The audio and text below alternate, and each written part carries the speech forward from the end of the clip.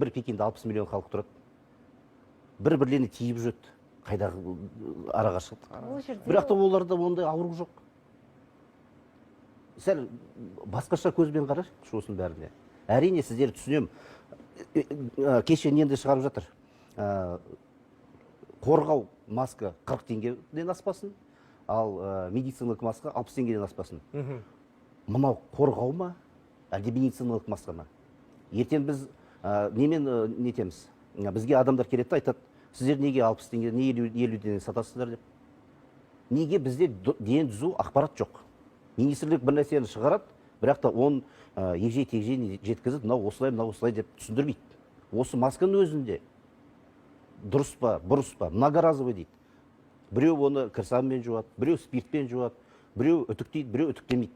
Енді маска жетіспегендердің үйінде өзі тоқ тікті ғой. Бірі жуып қайтадан тағып. Ол қаншалықты қорғайды?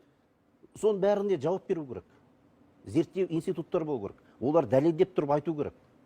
Болжаммен осылай болса, осылай болып қалады деген, ол болмайды ғой енді. Мемлекеттің басқарып отқан адамдар емес олар. Иә.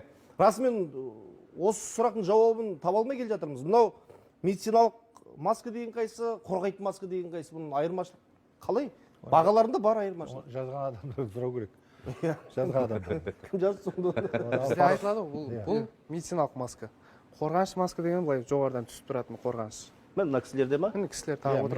Мына кісілер яғни қорғайтын маска, қорғаныш. 40 теңге қалай біз сатамыз? 40 теңгеден ол қаншалықты қорғайды ал? 40 теңгеден сатып. Тікелей сізге былай қарама-қарсы сөйлесіп тұрған кезде сіздің аузыңыздан ұшқан айтпақшы, құрметті көрермен, мынаны ескеріңіздер. Енді иә, қазір бұл өзекті тақырып болып тұр. Бұның біреуі 60 теңгеден қазір аспау керек, солай ғой? Иә. Базарда болсын, Иә. жеке аптекада болсын, 60 теңгеден шекті бағасы қойылған. Иә. Мен шынымды айтайын, бүгін 80 теңгеге сатып алдым. Енді президент бүгін сондай тапсырма берді ғой. Иә. Мен 80 теңгеге сатып алдым мысалы. Мен қайда шағымдан аламын ары қарай? Енді бұл бүгін тапсырма берді, бүгінгі күннен бастаған деген сөз емес. Енді ертең ары күнде бұл орындалуға тиіс деп ойлаймыз. Ол бірақ енді үкіметтің шаруасы. Бірақ енді сондай шешімге келгенімізге, халыққа сондай жағдай жасалып жатқанымызға қуануымыз керек.